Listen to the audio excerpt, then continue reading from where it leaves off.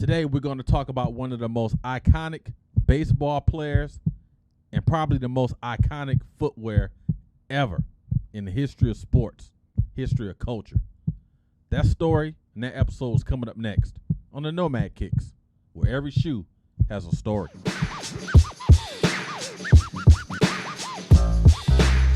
You are tuned into episode 1 of Nomad Kicks, because every shoe has a story. I'm your host, DA. Thank you for tuning in today on the premiere episode, the very first episode of the Nomad Kicks. Definitely glad that you guys are here. And all the fans of the Nomad Cast, you can come over and migrate over here, hang out as well. 2 channels, 1 person, the Nomad Cast and Nomad Kicks. All right, so today we're going to talk about an iconic shoe, as I stated in the intro. Iconic individual, baseball player, iconic shoe. That shoe is the Nike Griffey Max 1. One of the most iconic shoes ever that Nike has created. Iconic. And we're going to talk about that. But before we talk about the shoe, let's dive into a little history of the shoe so we all can get educated on how impactful and how important the shoe was to the sneaker culture. The Nike Griffey was designed by lead designer Terry Teague, who was instructed by Ken Griffey Jr. to make this shoe loud. Griffey stated, "At the time, I wanted to be different than anybody else. I wanted a big old Nike swoosh on the shoe, and I wanted the strap.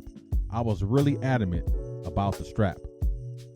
The shoe was released in 1996 and launched in 3 colorways, 2 Seattle Mariner uniform colors and the Varsity Royal. Now, when the shoe initially came out in 1996, I remember personally walking into Foot Locker thinking to myself, what in the freak has Nike done? This shoe is fantastic, phenomenal, groundbreaking, earth-shattering. I say that about all shoes, as you guys get to know me here on the Nomad Kicks. But I tell you, this shoe was iconic. So let's go ahead and talk about the style of the shoe. Let's talk about the shoe. Now, if you look here, the biggest thing that Ken Griffey wanted to have implemented in this shoe was the Nike swoosh, as you can see here. Huge on that. Because at the time, the Nike swoosh was becoming bigger. And then initially, Nike used to have the swooshes all on the side of the shoe. So I guess Ken Griffey said, you know what, let's change it up. Let's change up the cosmetics of the shoe and have it near the toe box. As you stated here, it's right here. He was huge on this strap. As you can see, the number 24, and this strap goes around the ankle and comes around.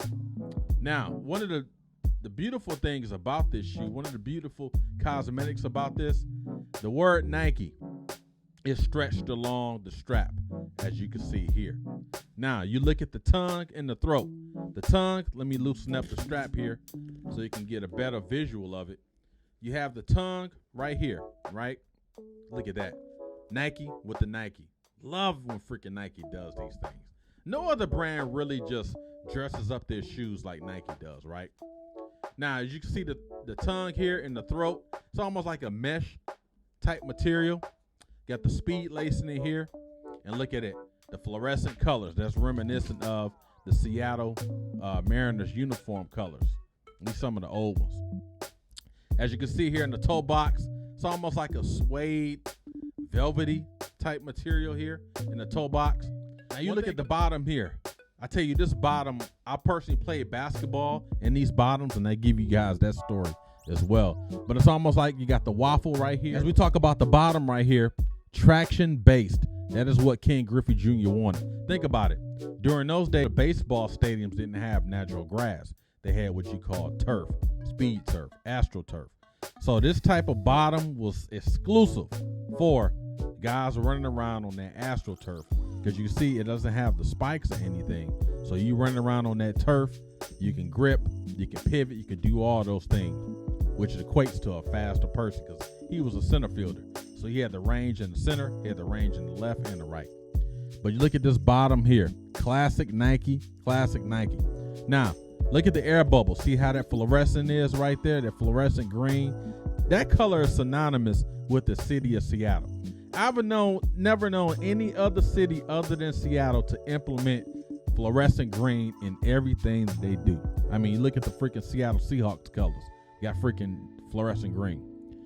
But as you see here, the Air Max bubbles all alongside here. Number 24, Nike sign in the back, vertical, beautiful.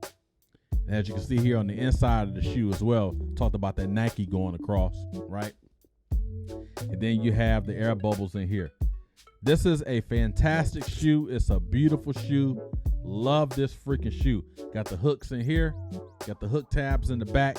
Nike has always, you know, especially the old school Nikes, has always had that hook in the back. We used to take these things playing basketball and hold them, you know, like this, walking around wearing flip-flops until we got ready to participate in the activity, basketball or whatever. This side right here is almost like a leather. It's like a hard type leather right here. But again, just the design of the shoe. Shouts out to Mr. Terry Teague taking instruction from Ken Griffey Jr., saying he wanted a loud shoe. He wanted this shoe to be functional. And I'll tell you, ladies and gentlemen, this shoe is phenomenal.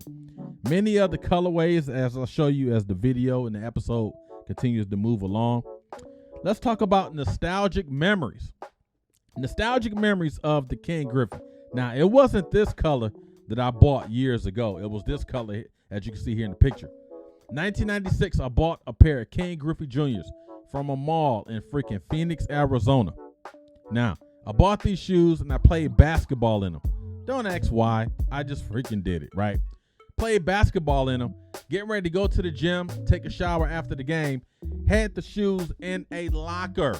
Now, unbeknownst to me, I didn't think another Marine will steal my shoes. I was a Marine back in those days, right? And I was wearing the shoe, played basketball in it, put the shoe in the locker, taking a shower. I come back out, the Ken Griffeys are gone. Again, not this silhouette, it was another colorway. And I'm like, they stole my freaking shoes from me.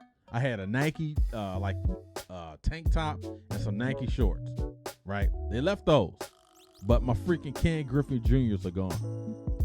I tell you, man. And I didn't get these again until when they released these again in 2009, and then I bought them again when they came out in 2021.